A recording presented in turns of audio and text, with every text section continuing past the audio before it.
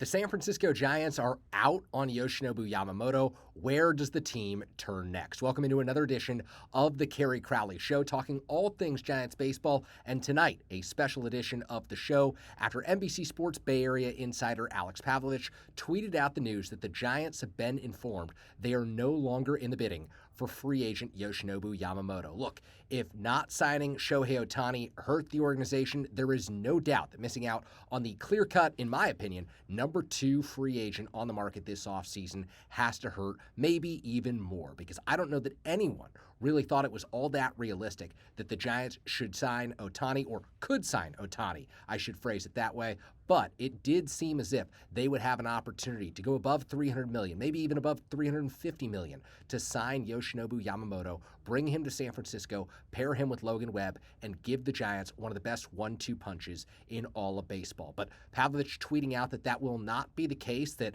Yamamoto is likely headed to one of the New York teams, or a dreaded scenario for the San Francisco Giants, the Los Angeles Dodgers, and that means the Giants are once again left picking up the pieces. Now, before we get into the different things that the Giants can do in free agency and in the trade market from here on out, because they inevitably have to pivot and it has to be quick, I think it's worth saying, if you're a Giants fan who's been invested this offseason in the Yamamoto pursuit, in the Ohtani pursuit, in the idea that they would get an A-list superstar to come to San Francisco, it's okay to feel hurt. It's okay to feel that pain right now, because this is an organization that has really struggled basically since Johnny Cueto and Jeff Samardzija and then Mark Melancon, if you're even going to call those guys A-list free agents. It has really struggled to attract A-list talent to San Francisco and to be a part of a winning future for the Giants. And so I think that if you're someone who doesn't want to hear about the different options and Blake Snell, Matt Chapman,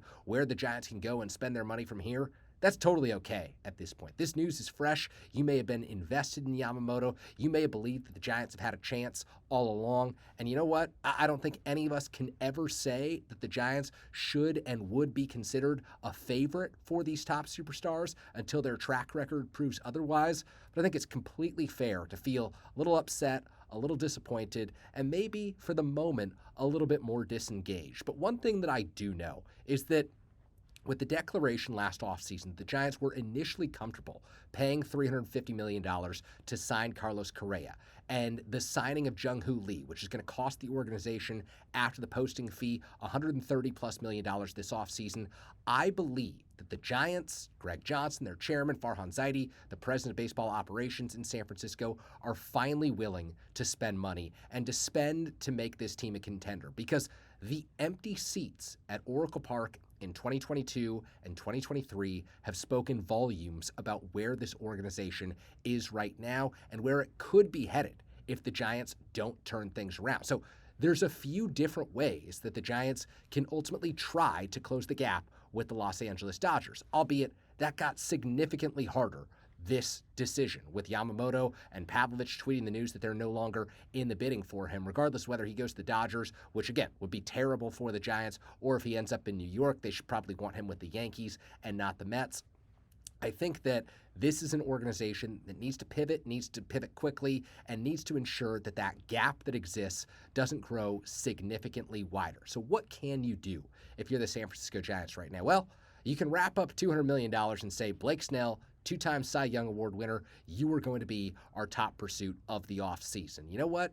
The Giants may have to overpay to sign Blake Snell. And you know what? At the outset of the offseason, a lot of people, maybe myself included, would have said that may not be the best idea. This is someone who walked 99 batters, major league high, last season. Someone who I think averaged 4.95 walks per 9 innings, which is significantly higher than the Giants, a team that likes to dominate and control the strike zone, would really like to have. But it's also a Giants team that needs another ace to pair with Logan Webb atop its rotation, because I've said this once, and I'll say it a million times this offseason. You are not going to find all the hitters you need to build a top 10 offense in free agency and via trades. If you watch the Giants in the months of August and September, you can't revamp this offense overnight. But what you can do to improve your prospects for 2024 and give yourself an opportunity to compete for a wildcard spot is build up that rotation. It's focus on pitching, and the number one pitcher out there after Yoshinobu Yamamoto is Blake Snell. And so In my opinion, I said this earlier when discussing Yamamoto in a previous edition of the Kerry Crowley Show. Within 48 hours, the Giants should do whatever they can to make Blake Snell a San Francisco Giant. It may be a 7-year deal that keeps a guy who's 31 years old under contract until he's 38. You may know that you're not going to get great value out of him after the 2024, 2025, or 2026 seasons. But if the Giants are intent on spending money, and it really does feel like they finally are this offseason. I don't think this Yamamoto decision came down to money. I don't think that this Ohtani decision came down to money. Then I think that they need to be willing to say, we can take a bath on the back end of a deal and make sure that we're putting our best foot forward in 2024, 2025, and 2026. And Blake Snell becomes the best pitcher on the market. The other pitcher who I think that the Giants should be considering pursuing in free agency this offseason is not Jordan Montgomery, but a different pitcher coming over from Japan this offseason who's been posted, and that is left-hander Shota Imanaga. If you've not heard about Imanaga, I did an entire episode about him. Eno Saris wrote a great article for The Athletic about Imanaga. Grant Brisbee also profiled Imanaga as a free agent fit for the San Francisco Giants, and Brisbee talked all about this in his article. I'd really encourage you to read it on The Athletic. It is Imanaga gave up a lot of home runs in Japan, but pretty much every element of his game, other than the home run ball, fit the San Francisco Giants. This is someone who racks up strikeouts. He's someone who controls the strike zone, doesn't walk guys, and someone who could realistically come over to the United States and be a true number 2 or a number 3. And if you were thinking about spending $350 million on a Yoshinobu Yamamoto, you might just reallocate that money and say, 200 to Snell, 100 to Imanaga, there you go. Then you look to upgrade the rotation even further through a trade for a Corbin Burns or a Framber Valdez or a Shane Bieber or someone else who can project as a significant piece for your rotation moving forward. But the plan is very much clear in my opinion, and that is the Giants need to improve their pitching and their defense. And maybe their plan includes taking a risk on a Matt Chapman or a Cody Bellinger, who would both provide defensive upgrades. Both Bellinger could play in the outfield or at first base. Of course, Jung-Hoo Lee currently penciled in as your everyday center fielder, and so you might have to shift him to a corner if you sign Bellinger.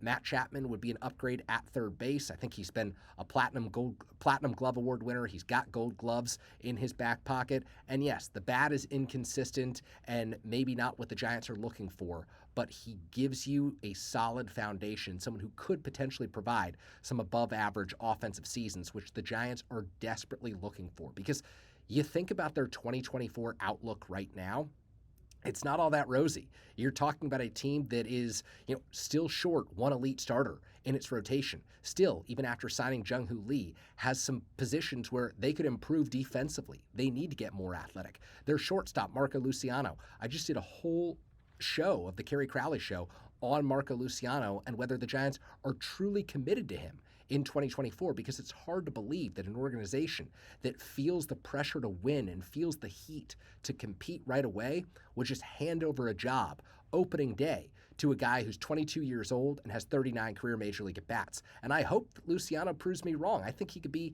a significant part of the Giants' future, maybe their everyday shortstop down the line and for years to come. But I don't know that time is the outset of the 2024 season. So the Giants absolutely must be feeling a sense of urgency, and the heat just got turned up in a very significant way, because when you head into an offseason talking about spending money, talking about building a contender, talking about fielding a team that's far more competitive and far more compelling than the Giants have been for the last 2 seasons, and you miss out on the top 2 free agents, in my opinion, the top 2 clear-cut players who would make the Giants significantly better, fans are waiting to see what your next move is, whether it's a blockbuster trade or a big free agent signing. And Blake Snell, I think, would accomplish that, although I know that there are people out there who disagree with me and would prefer to see the Giants spend their money elsewhere. The bottom line is this: you've got to spend and you've got to start making moves to make an impact, because, as I said, the outlook for opening day 2024 right now doesn't look significantly better than when this offseason started. Yes, the Giants got a new manager. Yes, they've signed Jung-Hoo Lee. But those are steps 1 and 2 of really what should be about a 10-step offseason plan. Tom Murphy should be a blip on the radar. Right now, he's the second biggest free agent that the Giants have signed. And that deal not complete yet, but a reported 2-year, $8 million contract with the Giants to be their backup catcher behind Patrick Bailey. And so I don't know how many moves they'll be able to make until the new year because you've got the Christmas holiday coming up. I know that some teams try to respect the time between Christmas and New Year, but I do know this. The Giants should be on the phone with Blake Snell and his agent and pitching him on the idea of coming to Oracle Park and forming that 1-2 punch with Logan Webb and taking down the Dodgers. And by the way, Blake Snell does have solid career numbers against the Dodgers. The Giants should be picking up the phone, looking at Shota Imanaga and pitching him on the idea of taking down the Dodgers. You get those two left-handers in your rotation, Snell and Imanaga, your outlook begins to look a whole lot better if you're thinking about competing for a wildcard berth in 2024. But I know that there are people who will say the Giants should just cut their losses and try to tear down and try to rebuild, but I don't think that that's the scenario that this organization really finds itself in. It's an organization that doesn't really believe in full-scale rebuilds. It's an organization that knows that fans become disengaged from 2022 and 2023 with seeing mediocre to below-average play on the field, and it's a franchise that feels the heat. It's a franchise that wants to be considered one of the best in baseball, and for so long now, since that 2014 World Series and the disappointments that have come since then, it hasn't been able to rank among the game's elite, and that's why it's struggling to attract these top-tier free agents. So you miss on Ohtani. Okay, that's a bummer. You miss on Yamamoto. That's really a bummer. That's going to hurt you in your long-term outlook as you try to get better this offseason.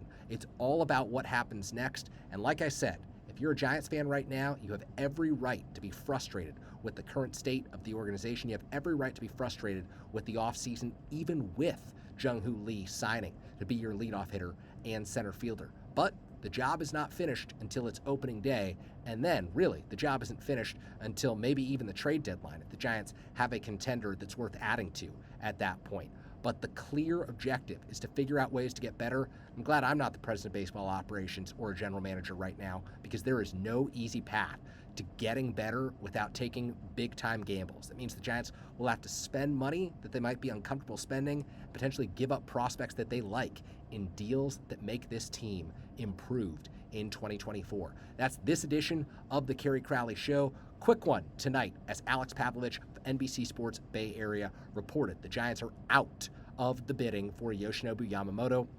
Again, I think every Giants fan should hope that this free agency, that these sweepstakes for Yamamoto ends with him signing with the New York Yankees, because I don't think you want him in the National League with the Mets, and you certainly don't want him in the National League West with the rival Los Angeles Dodgers after they've added Shohei Ohtani and Tyler Glasnow.